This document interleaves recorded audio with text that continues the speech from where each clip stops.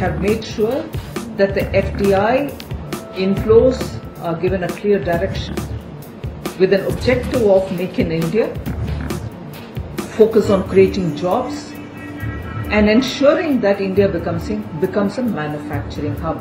ये राष्ट्रद्रोह से अलग कुछ है नहीं।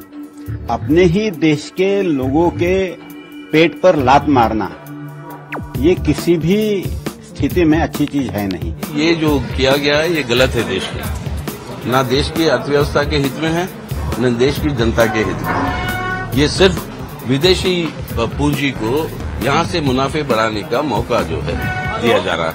सरकार घबरा गई है और पिछले 2 घंटे से हम देख रहे हैं कि एफडीआई के कई बयान आ रहे हैं। ये एफडीआई का बयान नहीं आता अगर रघुराम राजन कल ये जानकारी नहीं देते कि वो वापस लौट रहे हैं। नमस्कार, मैं रविश कुमार। जयराम कहते हैं कि रघुराम से ध्यान हटाने के लिए केंद्र सरकार ने विदेशी निवेश के फैसलों का ऐलान किया।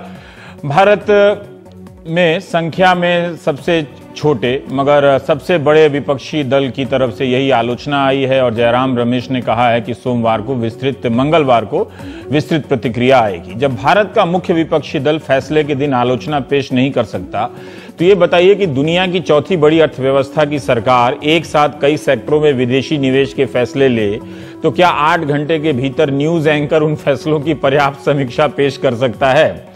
विपक्ष आज के दिन इतना तो पूछ सकता था कि कोई ऐसा सेक्टर हम दोनों ने, हमारी सरकार और आपकी सरकार ने छोड़ा हो तो बचाओ, वो भी बता दो, वो भी खोल दो। प्रेस इंफॉर्मेशन ब्यूरो ने अंग्रेजी में जारी प्रेस रिलीज में कहा है कि केंद्र सरकार ने प्रत्यक्ष विदेशी निवेश को पूरी तरह से उदार बना दिया है ताकि भारत में रोजगार पैदा हो। सरकार की तरफ से कहा गया है कि इन बदलावों के साथ भारत दुनिया की सबसे खुली हुई अर्थव्यवस्था के रूप में पेश है। इसी के साथ रक्षा क्षेत्र में 100% प्रत्यक्ष विदेशी निवेश की इजाजत है। अभी तक 49% प्रत्यक्ष विदेशी निवेश की सीधी इजाजत थी, ऑटोमेटिक। उससे ऊपर 100% तक एफडीआई के लिए सरकार की इजाजत जरूरी थी और वो भी सिर्फ उन्नत तकनीक के मामले में ही ऐसे निवेश की इजाजत मिल सकती थी। अब उन्नत तकनीक यानी स्टेट ऑफ आर्ट शब्द को हटा दिया गया है और उसकी जगह मॉडर्न यानी आधुनिक या अदर रीजन शब्द को जोड़ा गया है। उन्नत तकनीक और आधुनिक तकनीक में क्या अंतर होता है? क्या आधुनिक तकनीक उन्नत नहीं होती या उन्नत तकनीक आधुनिक नहीं होती? पूर्व रक्षा मंत्री एके एंटनी ने इन फैसले को राष्ट्रीय सुरक्षा के लिए खतरा बताया है। कांग्रेस के थे ये। वैसे उनके समय में भी इसी तरह के फैसले हुए। रक्षा समीक्षक अजय शुक्ला ने एक त्वरित प्रतिक्रिया में फेसबुक पर लिखा है कि रक्षा में 100% का निवेश शब्दों का मात्र खेल है। यूपीए के समय से ही स्टेट ऑफ आर्ट टेक्नोलॉजी के आधार पर अनुमति दी गई थी, अब इसे आधुनिक टेक्नोलॉजी कर दी गई है शब्द घुमा के। उनका कहना है कि रक्षा मंत्रालय के पास आधुनिक या state of the art technology की कोई स्पष्ट परिभाषा नहीं है, लिहाजा ये अंतर रक्षा क्षेत्र में विदेशी निवेश सुधार के तौर पर पेश करने की जरूरत क्या थी? अजय शुक्ला ने 9 जून 2014 को बिजनेस स्टैंडर्ड में लिखा भी था कि 2006 से ही अलग अलग मामलों में रक्षा क्षेत्र में 100% विदेशी निवेश की अनुमति है। तब उन्होंने कहा था कि मौलिक उपकरण निर्माताओं के लिए यह सब 2006 से किया जा रहा है, लेकिन एक भी प्रोजेक्ट नहीं आया। मैंने एक वैकल्पिक राय आपको बताई, लेकिन यह जरूरी है कि हर सेक्टर पर ठोस जानकारी के बाद ही आप राय बनाएं। बहरहाल केंद्र सरकार ने आज 9 क्षेत्रों में विदेशी निवेश की मात्रा बढ़ाने का फैसला किया। प्रधानमंत्री ने इसे नवंबर 2015 के बाद दूसरा बड़ा फैसला कहा है सुधार का। बहरहाल खाने पीने की सामग्री के निर्माण में सरकार की अनुमति से 100% का विदेशी निवेश अब हो सकेगा। भारत में उत्पादित और निर्मित खाद्य सामग्रियों के ई-कॉमर्स में भी 100% की अनुमति दे दी गई है। ब्रॉडकास्टिंग ये हम लोग वाला सेक्टर है, जैसे DTH, cable network, mobile TV के क्षेत्र में 100% विदेशी निवेश को सरकारी प्रक्रियाओं से आजाद कर दिया गया है। केंद्र सरकार का कहना है कि 2015 के वित्तीय वर्ष में $55 अरब से अधिक का विदेशी निवेश आया। यह किसी भी एक वित्तीय वर्ष में रिकॉर्ड है। भारत सरकार ने कहा कि मौजूदा फैसला रोजगार बढ़ाने के लिए लिया गया है। हम यह बताने की स्थिति में नहीं है कि 2014 से 2016 तक जो रिकॉर्ड विदेशी निवेश आया है उससे कितना गुना रोजगार सृजन हुआ है या होने जा रहा है। फर्स्ट पोस्ट वेबसाइट पर सिंधु भट्टाचार्य ने 15 अप्रैल को लिखा था कि मोदी सरकार के 2 वर्षों में 8 सेक्टरों में रोजगार की रफ्तार धीमी हुई है। यह सूचना भारत सरकार के श्रम ब्यूरो की रिपोर्ट पर आधारित है। ये सेक्टर हैं कपड़ा उद्योग, चमड़ा, धातु उद्योग, ऑटोमोबाइल, रत्न और जवाहरात, परिवहन और आईटी, बीपीओ, हैंडलूम, पावरलूम। इन 8 सेक्टरों में मजदूरों की काफी जरूरत पड़ती है और इन्हीं 8 सेक्टरों में 2 साल में लगभग 5 लाख नौकरियां ही पैदा हो सकी। 2009 की तुलना में यह 10 गुना कम है। कम हुआ या ज्यादा हुआ ये अलग सवाल है, लेकिन रोजगार सृजन का कोई ठोस और प्रमाणिक आंकड़ा हमारे पास नहीं है जो सभी सेक्टरों की तस्वीर पेश कर सके। फिलहाल सरकार कह रही है कि नए फैसले से रोजगार का सृजन होगा। अब बढ़ते हैं अगले सेक्टर की तरफ। दवा कंपनियों के क्षेत्र में ग्रीनफील्ड फार्मा, ब्राउनफील्ड फार्मा में 100% निवेश कर दिया गया है। ग्रीनफील्ड फार्मा का मतलब यह हुआ कि जब विदेशी निवेश से किसी नई कंपनी की नई शुरुआत होती है, लेकिन जब पहले से मौजूद किसी कंपनी में निवेश हो तो उसे ब्राउनफील्ड फार्मा कहते हैं। ब्राउनफील्ड फार्मा में निवेश से अधिग्रहण और विलय की प्रक्रिया आसान हो जाएगी। ग्रीनफील्ड और ब्राउनफील्ड में 74% विदेशी निवेश ही ऑटोमेटिक रूप से होगा। उसके आगे सरकार की अनुमति लेनी होगी। 10 जून को कई अखबारों में यह खबर छपी थी कि सरकार ऐसा करने जा रही है। इस मामले में चिंता व्यक्त की जाती रही है कि विदेशी कंपनियां भारतीय कंपनियों का अधिग्रहण कर लेंगी या विलय कर लेंगी जो जेनरिक दवाएं बनाती हैं, तो दवाएं महंगी हो जाएंगी बिना ब्रांड वाली। इस फैसले पर फार्मा कंपनी बायोकॉन लिमिटेड की किरण मजूमदार शॉ ने ट्वीट किया है कि फार्मा सेक्टर में विदेशी निवेश को स्वतः मंजूरी मार्ग के दायरे में लाना स्वागत योग्य कदम है। पहले ही कर दिया जाना चाहिए था क्योंकि इस सेक्टर को बहुत अधिक पैसों की जरूरत होती है। केंद्र सरकार ने हाल ही में नई एविएशन नीति की घोषणा भी की। इस सेक्टर में भी विदेशी निवेश को सरल बना दिया गया है। इसके तहत एयरपोर्ट बनाने के लिए नए प्रोजेक्ट में 100% विदेशी निवेश ऑटोमेटिक रूट से, पुराने प्रोजेक्ट में 74% से ज्यादा निवेश करने पर सरकार की अनुमति। जो एयरपोर्ट अभी चल रहे हैं उन्हें आधुनिक बनाने और यात्रियों के दबाव को सरल करने के लिए 100% विदेशी निवेश। आप एयरपोर्ट घूमते होंगे, जरा घूम कर देखिए कि दिल्ली वाला एयरपोर्ट या अमेरिका वाले एयरपोर्ट में क्या वैसा खास अंतर है। ब्राउनफील्ड एयरपोर्ट प्रोजेक्ट यानी जहां पहले से काम चल रहा हो वहां सरकार से अनुमति की कोई जरूरत नहीं है। प्राइवेट सिक्योरिटी एजेंसी क्षेत्र में भी 49 से 74% निवेश सरकार की अनुमति से अब किया जा सकेगा। प्राइवेट सिक्योरिटी गार्ड की दास्तां यहां सुनाऊंगा तो आप रो देंगे। वैसे आपको कोई फर्क नहीं पड़ता, ये मुझे पता है, मुझे भी नहीं। उनके वेतन, काम करने की जो स्थिति है और सुविधाएं बहुत ही खराब है। ये सब क्या ठीक हो पाएगा? क्या सरकार उनकी सेवा की शर्तों और स्थिति को बेहतर करने के लिए कुछ कर सकती है?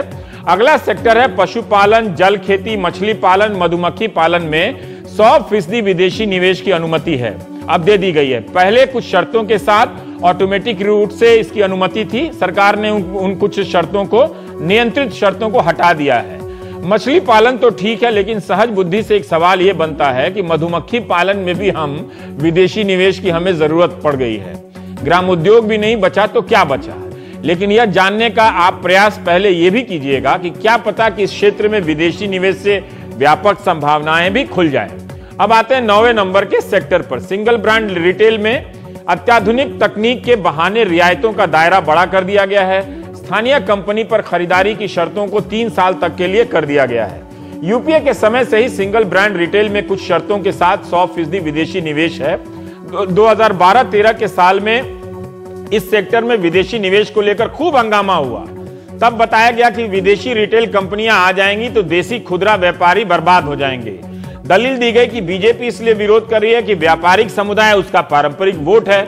जैसे व्यापारिक वर्ग सिंगल ब्रांड रिटेल में है ही नहीं। अगर आप विदेशी निवेश के मसले पर पुराने राजनीतिक बयानों का मिलान इन फैसलों से करेंगे तो कुतर्कों का एक व्यापक पैटर्न नजर आएगा। कुतर्क। तब बीजेपी विदेशी निवेश का विरोध करती थी। बीजेपी यह भी कहती थी कि कांग्रेस भी तो उससे पहले विरोध करती थी। जब यूपीए विदेशी निवेश के दरवाजे खोलती थी तो मीडिया आलोचना के लिए बीजेपी की तरफ देखता था। बीजेपी कभी निराश नहीं करती थी। एनडीए की सरकार आती है तो ऐसे फैसलों के वक्त मीडिया कांग्रेस की तरफ कम, राष्ट्रीय स्वयंसेवक संघ से जुड़े भारतीय मजदूर संघ और स्वदेशी जागरण मंच की तरफ देखने लग जाता है।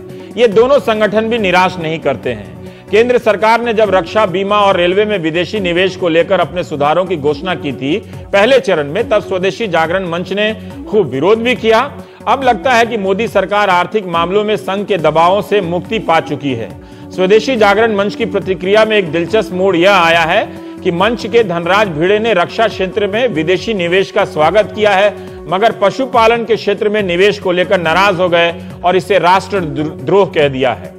2013 से टेलीकॉम सेक्टर में 100% विदेशी निवेश की अनुमति है। इस सेक्टर की हालत इस वक्त अच्छी नहीं है। पिछले साल इसका राजस्व ग्रोथ 6.5% था, जो 2010 के बाद कम है। ये मैं इसलिए बता रहा हूं कि ये कोई मुक्ति का मार्ग नहीं है। 30 मई 2016 को टाइम्स ऑफ इंडिया में सब छपा हुआ है। पहले इस सेक्टर की राजस्व वृद्धि 2 अंकों में हुआ करती थी। क्या हम जानते हैं कि 100% निवेश की अनुमति जिन सेक्टरों में होती है वहां किस स्तर की प्रगति हुई है या होती है? आंकड़ों की इतनी घोर कमी है कि सारी बहस धारणाओं के हिसाब किताब में खत्म हो जाती है। इसी चिंता के साथ मैं प्राइम टाइम शुरू करता हूं। हमारे साथ MR वेंकटेश जी हैं, कुर्ते में आर्थिक जानकार हैं, और परंजय गुहा ठाकुरता हैं, एडिटर हैं EPW के। मनोज जोशी जी हैं, वरिष्ठ पत्रकार हैं। मनोज जी, पहले मैं जानना चाहता हूं कि आप विशेषज्ञ हैं। आपका एक बहुत पुराना लेख जब मैं रिसर्च कर रहा था तो देखा कि आपने भी रक्षा क्षेत्र में विदेशी निवेश का एक तरह से कहा है कि होना चाहिए, है ना? ये सब जो फैसले हो रहे हैं इस पर आपकी क्या प्रतिक्रिया है? और दूसरा कि अगर 2006 से विदेशी निवेश हो रहा है तो हमारी प्रगति क्या है? क्या आप बता सकते हैं हमारे दर्शकों को?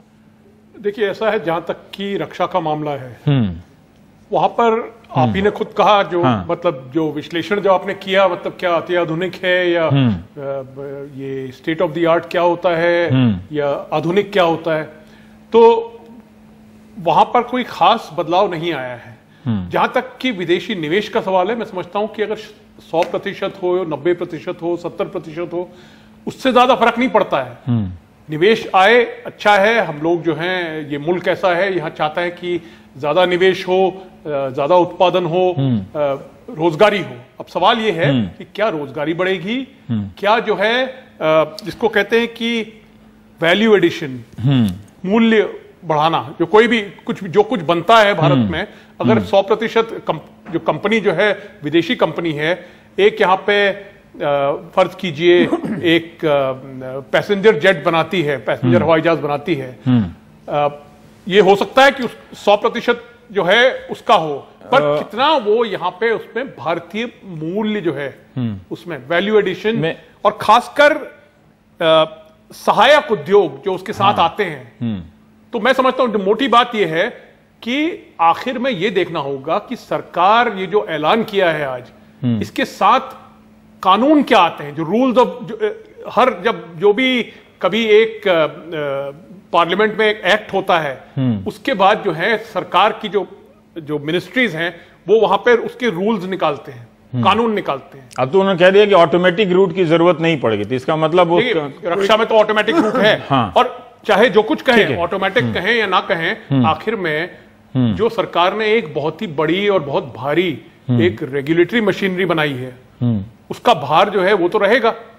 पर मुझे एक जानकारी दें कि जो रक्षा क्षेत्र की जो कंपनियां होती हैं वो जहां पर भी हैं, कितने लोगों को रोजगार देती हैं? टेक्नोलॉजी और हथियार बनाना एक और बात है, क्या वो सचमुच रोजगार पैदा करने वाला सेक्टर है? देखिए, जहां तक कि रक्षा का सवाल है, रक्षा में जो खर्च होता है वो आप एक इंश्योरेंस प्रीमियम के तौर से देखिए। जो लोग ये सोचते हैं कि रक्षा में खर्च करने के साथ हम देश का बढ़ावा होगा, मैं समझता हूं वो गलत है। ठीक है।